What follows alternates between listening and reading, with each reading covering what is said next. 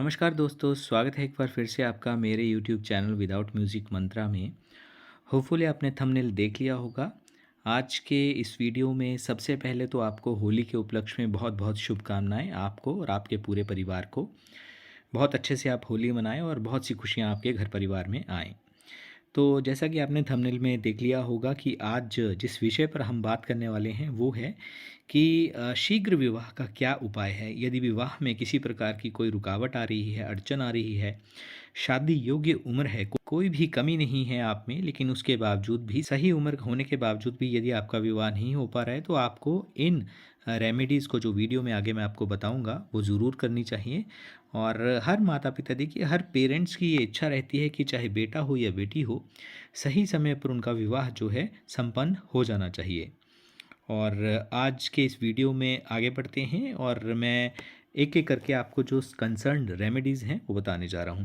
देखिए, सबसे पहले तो क्या करना है, जैसे होली का उपलक्ष्य आ रहा है, तो होली वाले दिन आपने, जैसे कई जगह पे आज मना रहे हैं, कई जगह पे कल मनाई जाएगी, तो सोमवार का दिन भी है। आप एक कार्य ये करें कि भगवान शिव से ये संबंधित उपाय है, होली वाले दिन जितना जल्दी हो सकता है आप सुबह उठ के स्नान आदि से निवृत्त होने के पश्चात आपको क्या करना है, एक साबुत पान जो होता है, साधारण पान लेना है। आप उसको कोई भी, जैसे ज़्यादा उसमें चीज़ें नहीं मिलानी है, साधारण सिंपल पान जिसे बोला जाता है वो लेना है।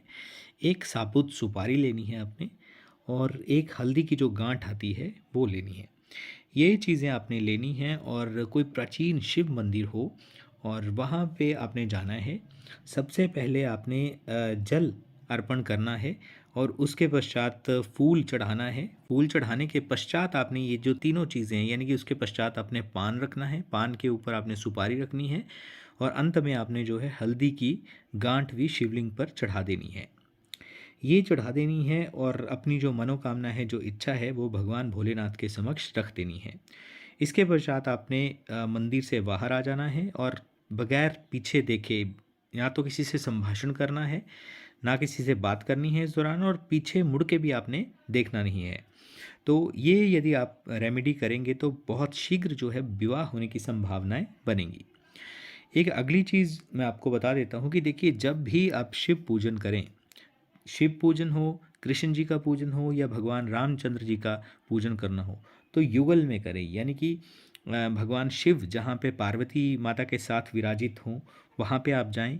राधा कृष्ण की जो मूर्ति है उनके समक्ष आप अपनी इच्छा रखें, और राम जी और सीता जी का कोई मंदिर हो तो वहाँ पे जाके आप प्रणाम करके जो भी आपकी मन की इच्छाएं हैं, भावनाएं हैं, वो उनके समक्ष रख सकते हैं।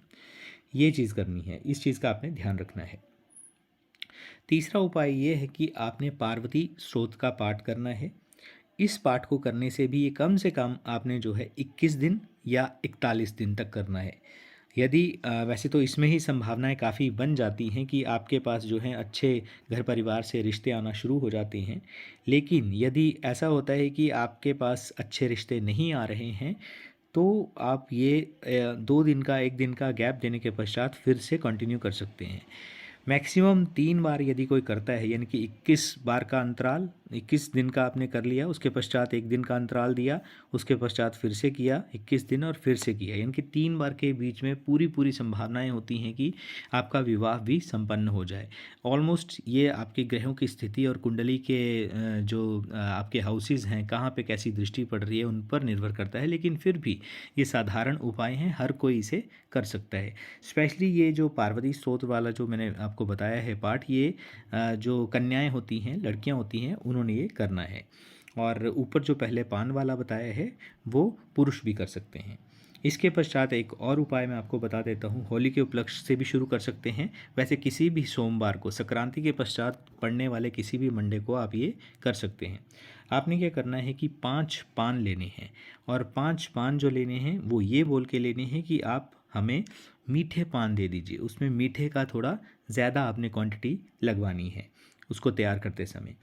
और ये चीज़ तब करनी है जब आपके पास कोई अच्छा रिश्ता आया है और सारी चीज़ें उसमें आपने ऑलरेडी कंसर्न देख ली होंगी कि कोई भी कमी पेशी नहीं है। तो उसके पश्चात आप देखने के लिए जा रहे हैं, यानी कि आपके जो एक बैठक होती है, मीटिंग होती है, उसके लिए आप जा रहे हैं, तो एटलीस्ट 5 दिन का समय आप लेके चलें ये रिश्ता देखने से पहले। और उसमें मंडे आ जाता है तो बहुत अच्छी बात है। तो मंडे से ये जो प्रयोग है आपने शुरू करना है, और भगवान शिव के शिवलिंग पर, पुरुष जो हैं वो शिवलिंग पर चढ़ाएंगे और अपनी मनोकामना रखेंगे। तो कन्याएं हैं, उन्होंने जो भगवान शिव और पार्वती की मूर्ति है उनके चरणों के आगे ये पान अर्पित करना है और अपनी इच्छा रखनी है। ये आपने कंटिन्यू 5 दिन तक करना है। और उसके पश्चात जो है, जब आप देखने जाएंगे तो निश्चित तौर पर आपको सफलता मिलेगी और सारी चीज़ें सही होंगी। हाँ, ये चीज़ जब आप पान चढ़ाएंगे तो आपने एक चीज़ और बोलनी है कि आप मेरे, जैसे ये पान मधुर है, मीठा है, उसी तरह से मेरे वैवाहिक संबंध मेरे वर या वधू के साथ मधुर ही रहें, मीठे ही रहें। इस तरह से बोल के आपने वो पान जो है पुरुष शिवलिंग पर, और जो लड़कियां हैं उन्होंने शिव और पार्वती जी के चरणों के समक्ष ये अर्पित कर देना है। ये कार्य आपने करना है। निश्चित जानिए कि ये प्रयोग करने के पश्चात, जैसे नेक्स्ट ईयर तो बहुत दूर की बात है, आपको कुछ ही दिनों में, यानी कि कुछ ही दिनों में, 2 महीने में तो आपका, यहाँ तक भी कहा जाता है कि शादी तक भी संपन्न हो जाती है। नेचुरली इस दौरान आपको बहुत से रिश्ते भी आएंगे। देखना, समझना, उसको पूरी तरह से उसकी इंक्वायरी आप ही करेंगे, और लेकिन उसमें जो है सफलता मिलने के जो चांसेस रहते हैं वो 110% रहते हैं। तो आई होप कि आपको ये वीडियो अच्छा लगा होगा। चैनल को सब्सक्राइब करना ना भूलें, और वीडियो को फैमिली और फ्रेंड्स के साथ शेयर भी ज़रूर करें, ताकि उनको भी, यदि आपके कोई नियर एंड डियर वंस हैं जिनके साथ ऐसी विवाह से संबंधित अपने बेटे या बेटी के लिए वो दिक्कत झेल रहे हैं, तो उनके साथ इस वीडियो को आप शेयर भी कर सकते हैं। वीडियो देखने के लिए आपका बहुत बहुत धन्यवाद।